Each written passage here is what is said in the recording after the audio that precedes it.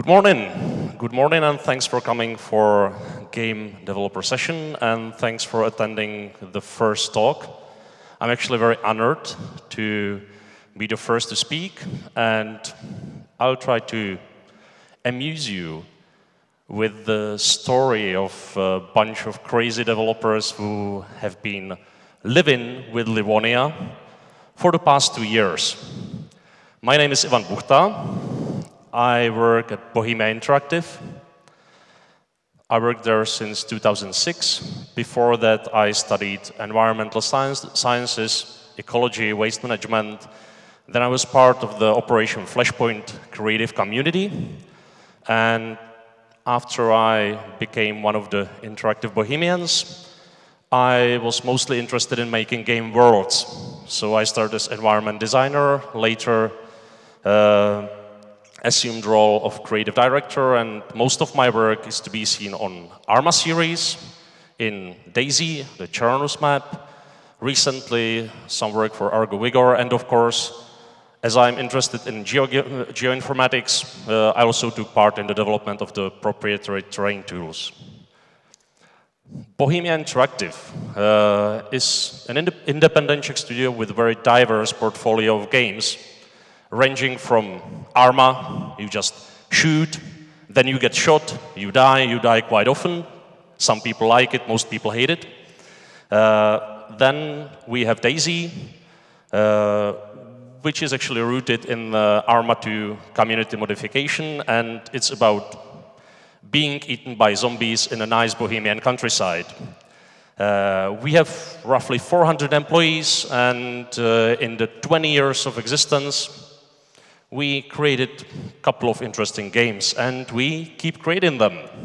One of them, and by far probably the most popular one, is Arma 3, with more than 5 million units sold, and with a huge player base still interested in the game. It's 500,000 people monthly playing the game which encompasses large environments in which you can walk, shoot, drive vehicles, fly in airplanes, engage in many types of scenarios, multiplayer or versus AI. The community is very active. Arma 3 is open game. You can create modifications, which is very important for the longevity of the game. So our community is very active, very keen, and it really makes sense to create DLCs. Downloadable content, expansions, the last of them being the Contact expansion, which is built on the premise, what if humanity would suddenly encounter alien presence on Earth? What would we do while interacting with extraterrestrial intelligence? Well, in the context of the military game, it's pretty obvious, we will start shooting. Alas, our Amsterdam colleagues developed a story in which you can actually avoid combat, and in which you can use various additional features like electromagnetic spectrum devices. We also added some of the features for protection against weapons of mass destruction, and obviously the biggest and heaviest part from my point of view is the terrain on which the expansion takes place. And this is actually what I'm going to talk about. So Livonia is not just these assets, these beautiful stories. It's not just these electromagnetic devices. By the way, as one of the community creators put it quite nicely, this is what people kind of expected an Arma DLC about aliens to be, and what it actually is. But I really love it. I adore it. It's very clever, and it's very well written. And it takes place on Livonia. Livonia is the latest Arma and also DayZ terrain. And I dare say it retains the common Arma terrain features. So it's big. It's quite big. It's probably, if you played Death Stranding, well, you could probably fit the Death Stranding world twice into this map. I'm not saying it's a measure of quality, it's just to give you an idea of the size. It was made with great effort put in the authenticity of the landscape. And we observed sandbox design rules. It's practically application of the level design from the perspective of players being able to use the whole environment on their own, start in any place, go anywhere, do it at night, do it during the day. So in many aspects, Livonia is just another Arma terrain. But we were burdened by extra requirements. Livonia is also a terrain of contact expansion. So we had to come up with broader definition of what we were actually making. So it's landlocked part of a fictional Baltic country set in temperate biome. If you're living in Czech Republic, you are living in temperate biome, which means just meadows, forests, fields. We decided that we will set it in a remote military training area, a place which hasn't advanced. Arma 3 takes place in 2035 to 2040. And we simply didn't have much manpower to create some new assets. Some of you maybe remember from our previous terrains. So no solar power plants, no sci-fi structures. Instead, it's very remote place. It's a Polish-speaking country, which also plays some role. And what's also interesting, and it's very, let's say, signature part of the Bohemia Interactive's method when creating game worlds, it's based on the real-life geographic data of Czech Republic. So if you'd be searching around, this is 12 by 12 kilometers of Moravia with some adjustments. We tried to introduce 3 major themes in the map. The first one being this nice rural landscape, which pretty much follows the original structure of the data we got. Then, as well, some of us have great passion for abandoned places, for urbex, for this kind of thing. We were like, wait, military area, we'll do something which is being reconquered by the nature, a landscape which has been used by the local populace but was abandoned in the favor of military exercises, and this slowly crumbling, slowly turning into dust, and slowly being overgrown by the trees and the vegetation. And the southernmost part of the map consists of very hilly, wooded areas, which are riddled by these more or less conspicuous locations. In this case, it's Lena M Soviet radar. We sort of organized from our colleagues in the DayZ team, but it makes a really cool appearance in this terrain as well. Whenever we are creating a game world, it has to be world, not just a terrain. It has to be country with some background. Although our narrative devices are usually quite limited, we at least try to come up with a very solid vision. So in this case, our effort to add some extra background to contact story and factions was very conscious, and we worked very hard on delivering something which is plausible, understandable, and which works for us as well. So we kept arguing for like 9 months about the name. We were discussing this semi-fictional geography and how this fictional world would fit in our fictional Armaverse, which is sort of a variation of a normal Earth, you know, with slight topological changes, mishaps, surprises, etc.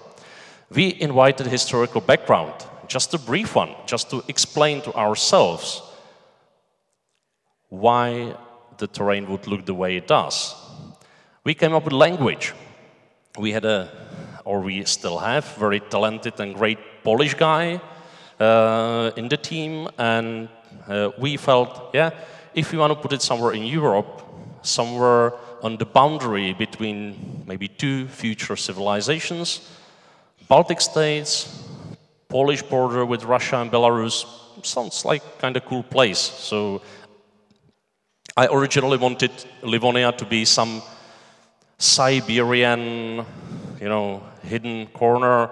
Then the guys from the Amsterdam studio came up with, hey, why don't we make it Polish? We even have a Pole in the team, and he would be very interested to see some variation on his own country. I was like, yeah, Poland is cool, why not? And we also invented the national symbols. And I remember the creative director of the project writing huge documents about the meaning, and we had lots of very friendly and constructive arguments about how the flag should look like and why we should have a stag there. So to give you even broader context, this is how we try to position this fictional country in the Armaverse. By the way, the visual style of the maps is derived from the great geographical yearbook. It's a CIA fact book. So if you are researching some real-life countries, I can recommend it. We actually found out that making a CIA fact book page for our fictional countries answers a lot of background and setting questions, so I can recommend it. If you want to play on the realism role, then grab CIA fact book. Obviously, we invented not just the terrain itself, it comes with its own army, and also with some fun-looking locals, like these forest rangers. We have plenty of forests, and the theme of forestry is very prominent in the terrain. The terrain was developed by a very small and dedicated team of designers. 66.7% of the team are attending this conference. Hello, great work. So you can then ask the guys and girls. Besides, we had 2 dedicated art teams consisting of roughly 7 to 10 people, and obviously all the effort was, from one side, tightly controlled and very well designed by the Amsterdam office, responsible for the playable content of Contact, and from the other end, it was environment creative lead, or me, trying to scare the shit out of the rest of the developers and push them to do my agenda. It was fun. Geographically, this is how it looked like. In Amsterdam, Contact team, Míšek and Bruno, to our offices, which provided environment design and art, and also our talented colleagues in Pattaya, bunch of Thai artists, supplying us with some new objects. I'm actually very grateful for all the help from our art teams, because without them we would really have to just recycle art from the previous projects. With them, we were actually able to come up with something new, and it's really appreciated. The general workflow sort of followed our common stages, which we've been already talking about in also at the GDS in 2016. So after starting with very rough prototypes, after using some procedural generation of, for example, forests and other map content, we ended up with something we could live with in the high level. We knew that the distances are correct. There's a good chance of placing good landmarks players can use for navigation. And then we just turned the map to sections, which you see on the big map. And we identified various points of interest or areas like villages, which required some special attention. Our tools allowed us to do a lot of cooperative work. We used subversion and sharing data, and what was maybe more interesting was the approval process. For the terrain itself, approval was done partly by the Amsterdam studio, because we were delivering stuff for the designers team in Amsterdam. And then there was this purely environmental direction point of view, which was fed back by me. So we had some direct feedback, like we spent hours on Skype, later on Slack. We had some maps, even with design proposals, and then with the feedback. And also some sketches, very simple, quick overpaints, also helped a lot during the process. So this is part of the dreaded creative director feedback map, which was basically a big file maintained by myself in Photoshop. And I just used, like, the plus indicates the exact location of the issue I had. And then there's some cryptic message, which I almost immediately discussed with the responsible designer. And by this, we were able to have like a spatial information about the bugs. Of course, we could have used something more elaborate, like some geoinformatic tool. We did not. It was too slow to maintain. If you look at the timeline, people often say that it takes us roughly 2 years to develop a terrain for Arma, which is roughly true, but not exactly. Because Livonia went through several very distinct phases of development, which even followed some different goals. We started with Livonia as a test bed for developing our terrain tools. And we ended up with just a bunch of different people porting Livonia and adapting it for DayZ gameplay lately. And let me now just briefly talk about the history. So, phase 1, proving ground. Yeah, we wanted to prove that our GIS-based tools work correctly. So I approached a Brno-based company, Top GIS. These guys have their own plane. They do a lot of aerial photography, like those top-down stuff. And they also do a lot of processing of these photographs. So what they were able to supply us with was the land cover, basically whether it's a field, meadow, built-up area, or various types of forests, or a water body.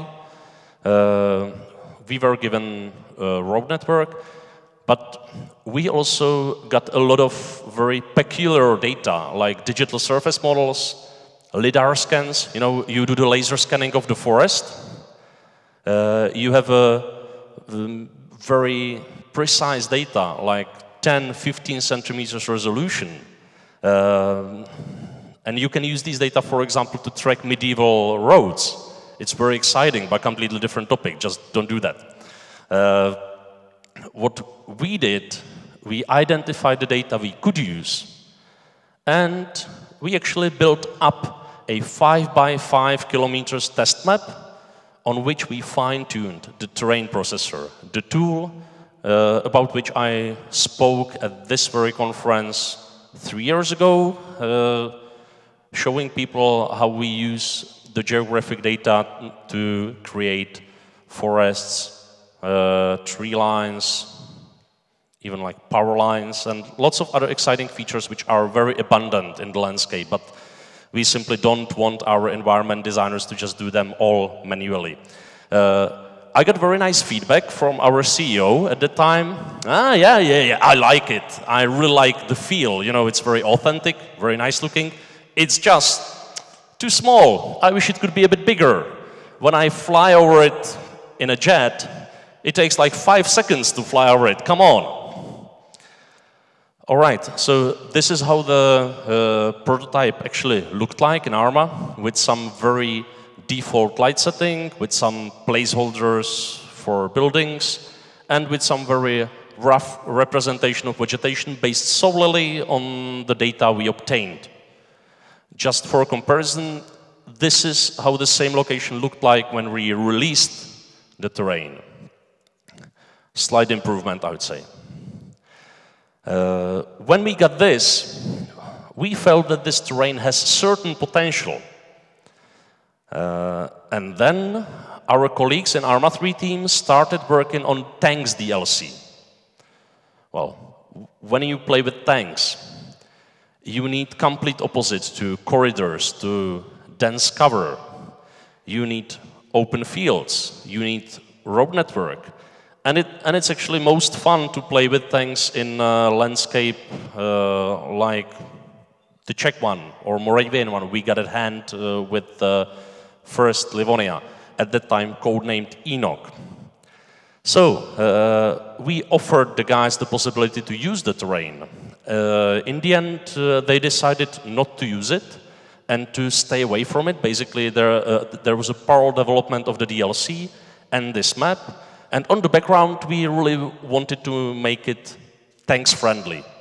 So rather simple, with not much detail, because if you are playing in a tank in Arma, Tanks DLC brought in interiors, so you had the tank periscope. So as a driver, like, I don't know, like this big thing was the hole between you and the rest of the world, so we obviously didn't see much. Which means we didn't need to put that much detail into the terrain. At the time, we started porting and enhancing some DayZ assets, like a new set of vegetation, and the map started to take its final form, so 12 by 12 kilometers. And we were already trying to make some things clean and pretty. And as you can see, even based on the generation from the forest polygons of various kinds, so basically you identify places where there are some dead trees, the normal forest, the old stands, or those new young seedlings, and you just let the terrain processor to fill it in. It was capable of filling the wall map in a matter of seconds with roughly 2 million of objects. So this is where we actually started doing some performance testing and performance adjustments. And then came the aliens from Amsterdam. And they're actually a very nice bunch of people, and I loved working with them. And we started talking really soon that, hey, we kind of like the terrain. It can mean a very nice, unique selling point to the expansion. So we started working on redesigning or adding the content. And we came up with a map like this. The green area highlights the military training area, which we decided to make abandoned. It just wouldn't make sense to have, intact villages and fields and then pretend it's all abandoned. That's actually a very weak point of Arma 3. We have very nice graphical representation of a big world, and we have huge performance problems when we want to populate it. We have developed some tricks over time, but in Arma 3, it's not possible to achieve the sense of life you get, for example, from a GTA city. We simply don't have means to add simple but dumb civilians. Every civilian in Arma is so clever that he eats up too much performance, and we simply can't use them the way the Rockstar is using civilians in their games. It's a shame, I know. So, besides we were arguing about the season and style, there were some ideas about making this autumn or very early spring to get a very gloomy atmosphere. And of course, we were arguing about the setting, about how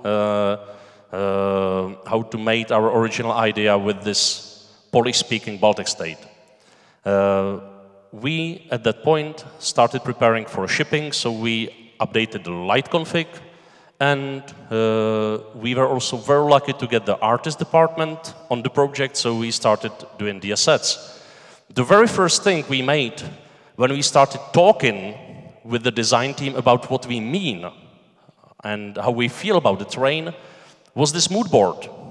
It was just a hodgepodge collection of the real-life photos, some of us made by us, some of us acquired on the field trips, some of them were just downloaded from the internet, and it was a great platform for the initial discussion. So we ended up agreeing on a gloomy summer setting, and in the same time, Amsterdam was striking back. At that time, the design team was already working on the electromagnetic waves or the whole system of the broadcasting and jamming and whatever. So they approached the terrain from a completely different perspective. You know, how the radio waves would travel across the world, where there are peaks from which you could broadcast. What are the places or land masses which can block the signals, or how, in case of some electromagnetic pulse-induced blackout, people could use radio towers to triangulate their position in the world. So these nice maps gave us idea about what our Amsterdam peers are up to. And they also started asking for adding terrain features, so like lakes, for example. This sort of shows that I can't paint. I'm really sorry. But it was good enough for both environment team and playable content team to agree, yeah, this is it. This can be like that. Let's do that. So we made tons of such sketches, and they proved to be very useful in actually nailing down and defining what content we would like to add to the original concept. And we had some changes going on based either on request or simply by rebuilding the terrain and finalizing it. So this little town, this is how it looks like with the houses which we actually generated. And this is the manually edited location in its final stage of development. In here, you can take a look at the fields which are originally present in the landscape, which you can, by the way, visit. It's near Kroměříž. Apologies to foreigners. I can't spell it. We used some photographs of a real-life military training area in the western Bohemia. It's Hradiště, military training area known as Dobovské Mountains. And we sort of photobashed a fake orthophoto, the fake aerial imagery, which we use as a super texture. And based on this content, environment designer put there all the vegetation, so it looks very natural. And of course, even when we were placing these photos on the original, we were also observing the slopes, the structure. We were very protected about some topologies like the roads, positions of villages, and basically we still try to play on a note of abandoned landscape. So we had to start with a landscape which is intact, and we were slowly changing it to this derelict, abandoned area. And we were also providing the Amsterdam team with some experiments and first tests. In the Contact DLC, there's a very prominent alien spaceship called Mothership and nicknamed Mumboat. And when placing the Mumboat, we were discussing where to put it to achieve the maximum effect. So this was one of the locations. And we got some really nasty feedback, you know, like, hey, this looks almost good, but it would be great if we can have this ridge, this mountain ridge, moved a bit further to the right, and several other silly suggestions. So this is where sort of the approaches clashed, and we had to come up with the compromise, and in the end, we agreed on a place which was acceptable to designers and didn't ruin our plans and schedules. And I also mentioned the light config, basically the setup of the light, its color, and most of you are probably more aware of the technical traits involved in this than me. What I did, I just went out. Yeah, as game developers, I know that you want to spend a lot of time coding, but I actually suggest you to get out sometime and look around. It helps. So I made this picture when I was walking with my kids outside. And 2 days later, after sending it to our art team, they responded with this. I was like, hey guys, you must be kidding me. It's not possible. So update the game, it's in there, and it really was. And this kind of shows that by having a good references for this aspect of the game, of the visual,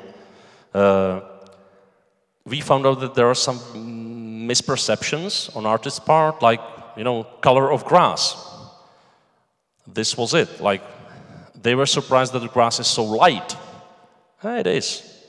That, the green of the leaves and stuff, these reference photos really helped us to nail it down. And I dare say Livonia really brings some very well set up conditions for the atmosphere and lighting. Then we start refining the terrain. We had the basics done. The campaign/story mode of the expansion was shaping up, so we started to, really work on the final thing, not just, hey, let's try this, let's try that, and do a lot of prototyping. Based on the prototypes, we obtained a very solid information about the story, especially where it takes place. We also ported some sandbox multiplayer game modes onto the terrain, so we had a very good idea of how this terrain works in the sandbox. Like you set up something in Arma editor and battle occurs. How does it work? We got performance tests, and the QA started to be involved. First with such a basic things like, hey, we have something like 350 kilometers of roads on the terrain. How about you just drive around and see if all the roads are okay? So, yeah, we had a tester just driving through the whole terrain for a couple of days. This allowed us to fully focus on finalizing, optimization, on delivering of the story-specific locations, and of course, some Easter eggs made it into the terrain. This is example of a bit faulty, but a good example of a performance heat map. Such heat maps were done and overlaid over the actual terrain, and based on them, optimizations occurred.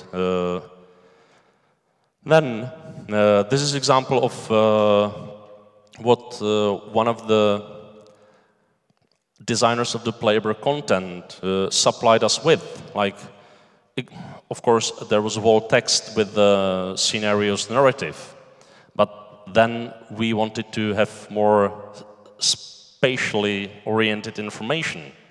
So he came up with these maps, and we were able to just go through all the locations in the expected succession. We even had prototypes of the missions prepared for us, and based on this, we were able to give the guys what they needed. Sometimes they asked for, hey, make this hill big. And we often challenge this because, hey, it's against what we do. It's against how we build the terrain. It's against making it or keeping it natural looking, authentic. So we started asking, actually, what's the goal? And together we arrived to a stage at which we were able to identify the goal and suggest something which would please both parties. I was mentioning sketches. Well, another example of my lobsy drawing, so please don't try to employ me as a concept artist. You've been warned. But, this kind of mix of editor work and the photo bash gave a great idea of how a weapons or munitions factory could look like in the game. And based on this and some feedback, environment design got a green light from the story guys. Hey, let's try that. And funny thing, even with, I would say, very minor changes, this design survived the whole development process. Then our artists came in. You know, once we had everything put together, even in the locations like the factory, Contact DLC features this nice sinkhole, and due to the technical limitations of our engine, we had to come up with something which would be even like possible without compromising the visual or revealing too much about location. Of course, people carefully scrutinizing the in-game 2D map figure out that there is something fishy in that location because of the different contours. But for most people, this was like, all right, and suddenly we can swap an object with this industrial yard by a model with a sinkhole. We also used the in-game 3D editor. What you see here, it's the editor in which you can build scenarios. But you can also place props, very small objects which are not part of the gaming world, but part of the mission data structure about story data. So we had external, very like junior designer, my wife, working on this, and she was adding a lot of mini details, providing lots of you know, benches, water pumps, chicken coops, etc., based on the character of the location, and we ended up with very, very detailed terrain where everything feels right, in the right place, put in the right context.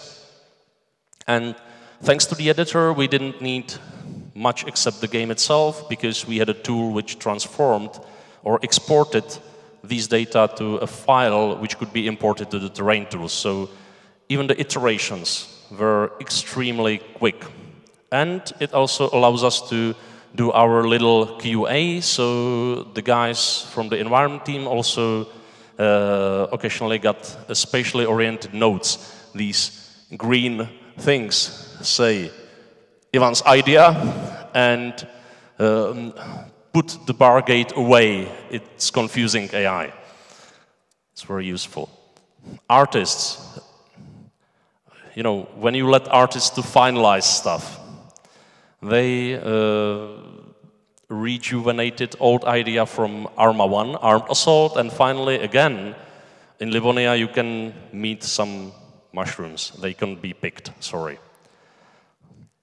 One day, Scott Ellsworth, Amsterdam's creative director, called me, this was Monday morning. Ivan, what about the fireflies? What fireflies? I didn't do that. Don't blame me. No, I mean, there are cool fireflies in the game. Like, why? I was like, it can be. Then I checked it out, and it turned out that our artists, just because, you know, they were done with their weekly work, and on Friday afternoon they figure out that we do have fireflies in Arma 3. It's just the material assigned to their butts was wrong. So they fixed the glowing material, and we have glowing fireflies. On the other hand, there were many really cool ideas which we rejected, or which were rejected, as part of the process. Contact DLC is based on the premise that there is alien entity hidden underground and waiting. This idea sort of clashes with our on-site research. The real-life area, which we borrowed from reality, has been famous, or was famous, for oil mining. You know, in the hills, you had this not in donkeys now and then. The operation of these devices ceased in circa 2006. But anyway, we were like, come on, not in donkeys. Such a great landmark, such a great thing. The thing which would actually explain a lot of layout decision and a lot of other features of the map from like sandbox point of view.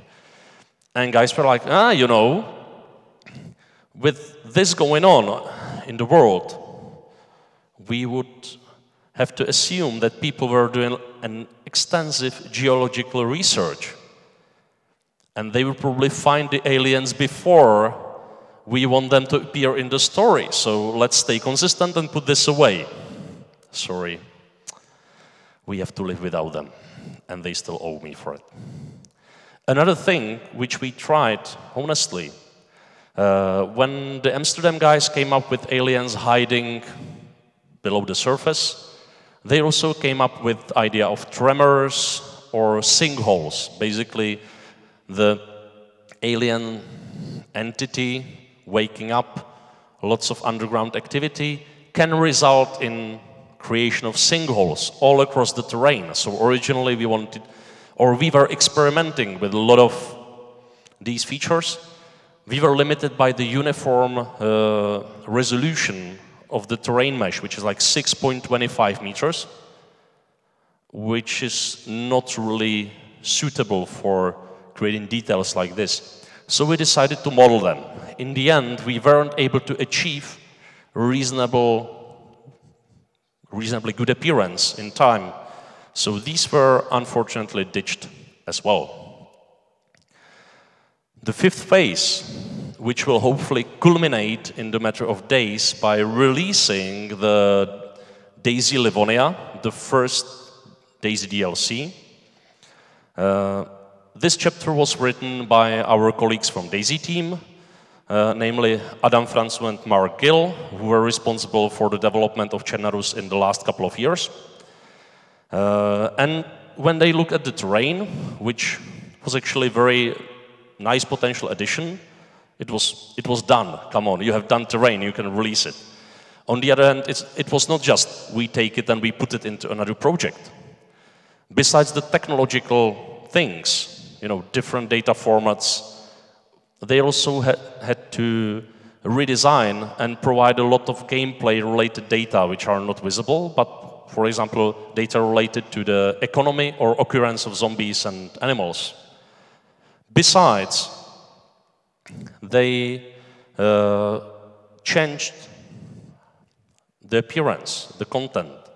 So instead of fresh crops, you know, DayZ crowds, they would suddenly want to stop surviving and start making flour, baking bread.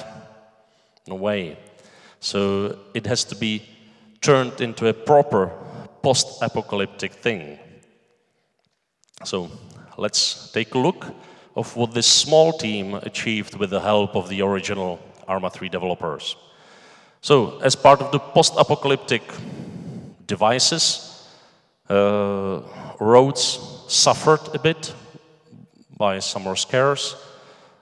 Those common things which you also see in Černá, broken cars, some hodgepodge barriers or barricades, some dirty, rotten stuff. This is what in Arma 3 would be just crops of grain. Here, just some weedy field, assuming that there are at least like one or two vegetation seasons of weeds overgrowing anything else, any crops which could have been there.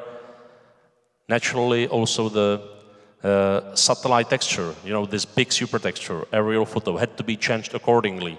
And also in the background, you can spot that the guys added some artificial horizon with some extra hills. It's quite nicely.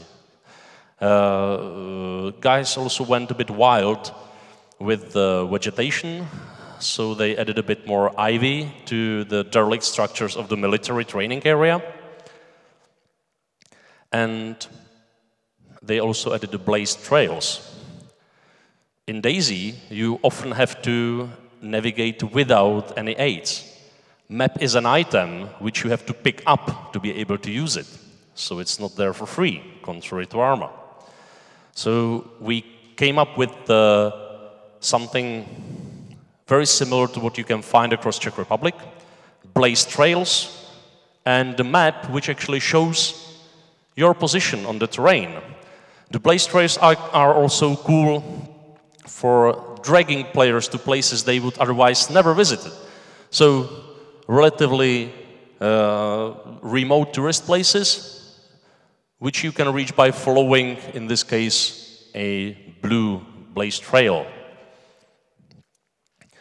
New locations, new buildings, things DayZ players expected, and also buildings with special loot, which is a very important part of the DayZ gameplay. So position and content of specific loot is something which had to be addressed and intensely playtested. So in this case, DayZ players know that this is a medical center, some village medical center, where they can find some, I don't know, used needles, some toxic waste, whatever would help to survive them a bit longer. And of course, more landmarks, like very nice reuse of originally the Castle. By the way, it made a very long journey from the very first days of DayZ development. I took Dean Hall to Brno, and we walked to Veveří. I was like, this is a really cool castle. And years later, we have it on both Černohorsk and Livonia as a prison. I was mentioning the addition of extra layer for controlling ambient life and ambient undead. And it all results in fairly interesting DayZ experience with plenty vehicles actually added into the economy, because we have those open fields and areas with less cover. So design addressed this by slightly increasing the amount of vehicles and providing the DLC with a new one. To conclude my talk, I would like to highlight some battles we have fought and how we fought them. As you have witnessed, we battled the distance and sometimes even time zones difference between the studios. There was always some, not discrepancy, but more like a contrast of opinions and goals between people responsible for playable content and for environment. There were even cultural differences. We, for example, found out that Thai bricks, which were originally used on those derelict buildings, have completely different shape than the Central European ones. The guys had to fix that. And there were design challenges, like mating the sandbox design, providing enough interesting space for the story. It was definitely very interesting, interesting work for me, because this was probably the first time we were really answering the very well articulated needs of a team developing a story experience. About the lessons learned, probably the biggest one I carried from the project was to be professional, to really be able to give people what they need based on listening of what they want. We found out that it's very important to bridge all the differences by very good explanation of our goals, motives, and by keeping things simple and very open. If you want to succeed in building anything this big, it's definitely important to talk a lot. We were constantly on Skype. Like, I spent 2 hours calling to people in the other office. I remember environment designers speaking DayZ, and it was not just chatting by the coffee machine. No way. These guys were talking shop. These guys were trying to figure out how to deliver the best stuff. Obviously, you have to fail fast. It is sort of universal truth in game design, and I'm glad that we were able to come up with a very fast way of testing prototypes and sharing it with the other offices. And of course, last but not least, it's important to maintain relationships and treat your peers with respect. Some of their ideas may be plain stupid, but it usually turns out that the guy is equally passionate, very talented. He has just his own point of view. Also, the very last lesson learned is that we managed to turn bugs to ladybugs, courtesy of Karel Mořický, one of the Amsterdam designers. So, in the end, The terrain was appreciated by the customers. I hope DayZ lots will love it. They loved it during the beta. We proved that the semi-procedural approach we developed for making big worlds works. I really like the way we enriched the sandbox concept by the story team. That was really something. We ended up with more colorful and interesting terrain than we thought. Ambient soundscape is another achievement we managed to improve greatly, and of course, teamwork was something I really enjoyed, so thank you. What could have gone better? Of course, you make mistakes every time you do something, it's inevitable. So, in-game performance is still not ideal despite our honest effort to make it running as smooth as possible. Unfortunately, the original story was meant to be bigger, so we actually added more points of interest than you would see in the context story. But those which are used are good as well. It's maybe too similar to genres, but it's maybe a bit more subjective issue. And it was only in DayZ where we addressed the abundance and richness of the ambient life, which was sort of neglected in Arma 3. Thank you for witnessing my account on the last 2.5 years of my life I spent with this little project. And I hope this will inspire you to make some good games and to be nice to your colleagues and maintain productive atmosphere and approach in your work. Thank you very much.